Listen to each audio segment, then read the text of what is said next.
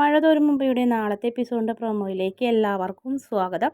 അങ്ങനെ ബബിത കാമുകനെ വിളിച്ച് കയറ്റുന്നുണ്ട്. രോഹിത്ത് കൊണ്ടുവരുന്ന അതേ ശൈലി തന്നെ. ബെഡ്റൂമിലേക്ക് കയറാൻ പോയപ്പോൾ അലീന സമ്മതിക്കുന്നില്ല. ഞാനിവിടെ ഉള്ളപ്പോൾ ഇതൊന്നും നടക്കില്ല എന്ന് പറഞ്ഞു. അങ്ങനെ അലീനോട് ദേഷ്യപ്പെട്ട് രണ്ടുപേരും കൂടെ ബൈക്കിൽ കയറി പോകും. പിന്നീട് കാണിക്കുന്നത് നമ്മുടെ ഗംഗേട്ടനും അതുപോലെ തന്നെ മാലതിയും വരുന്നു. അലീന ചെന്ന് വാതിൽ തുറക്കുമ്പോൾ അവർക്ക് വല്ലാതെ അത്ഭുതത്തോടെ അലീനനെ നോക്കി നിൽക്കുന്ന ഒരു ഭാഗമാണ് ഇന്നത്തെ എപ്പിസോഡിൻ്റെ അവസാന ഭാഗത്ത് കാണിക്കുന്നത്. കാരണം എവിടെയോ കണ്ടുപരിചയവും നല്ല മുഖഛായയൊക്കെ ഉണ്ട്. അതിനുശേഷം നമ്മുടെ മാലതി ചോദിക്കുന്നുണ്ട്, കുട്ടിയുടെ വീട് എവിടെയാണ്? വീട്ടിൽ ആരൊക്കെ ഉണ്ടെന്ന് ചോദിക്കുമ്പോൾ ആരില്ല, ഓർഫനാണെന്ന് പറയും. ഇപ്പം അങ്ങോട്ട് പോക്കില്ലെന്ന് വെച്ചപ്പോൾ ഇല്ല, എൻ്റെ മമ്മി മരിച്ചു. അപ്പോൾ ആ വീടോ എന്ന് ചോദിച്ചപ്പോൾ അത് വിട്ടുകൊടുത്ത് അതൊരു അനാഥാലയല്ലേ എന്നൊക്കെ ഇങ്ങനെ പറയുന്നു. അപ്പോൾ അവർക്ക് മനസ്സിൽ ഇങ്ങനെ ഒരു സംശയം തോന്നുന്നു.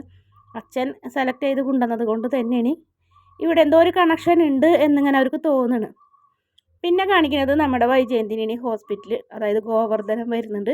ഗോവർദ്ധനെ കാണാനും ബാലചന്ദ്രൻ സമ്മതിക്കുന്നുണ്ട്. അതോടുകൂടി വൈജയന്തിക്ക് കാര്യങ്ങളൊക്കെ മനസ്സിലാവുന്നുണ്ടായി.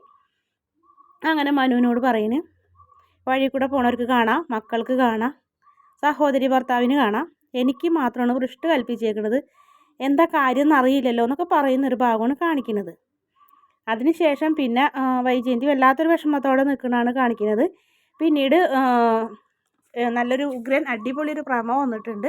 എന്തായാലും ബാലചന്ദ്രൻ ബില്ലടയ്ക്കാനൊക്കെ ഹോസ്പിറ്റലിൽ നമ്മുടെ വൈജയന്തിനെ കൊണ്ട് സമ്മതിപ്പിക്കുന്നില്ല.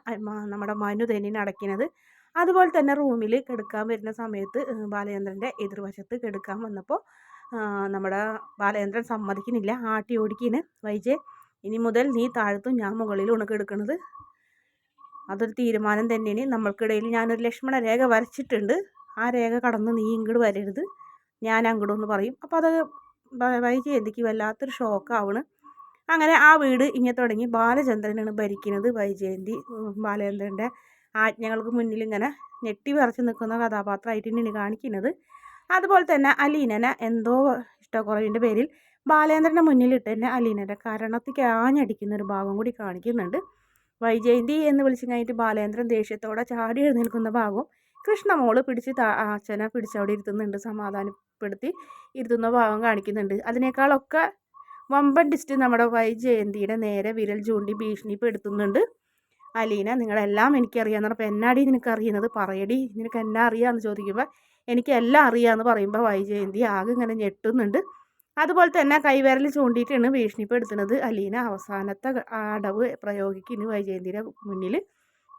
അങ്ങനെ അലീന എല്ലാം അറിയുന്നൊരു പെണ്ണെന്നുള്ള കാര്യത്തിൽ 100% ഉറപ്പാണെന്ന് വൈജയന്തി മനസ്സിലാക്കണം. വീഡിയോ ഇഷ്ടപ്പെടുകയാണെങ്കിൽ ചാനൽ ഒന്ന് സബ്സ്ക്രൈബ് ചെയ്യണേ.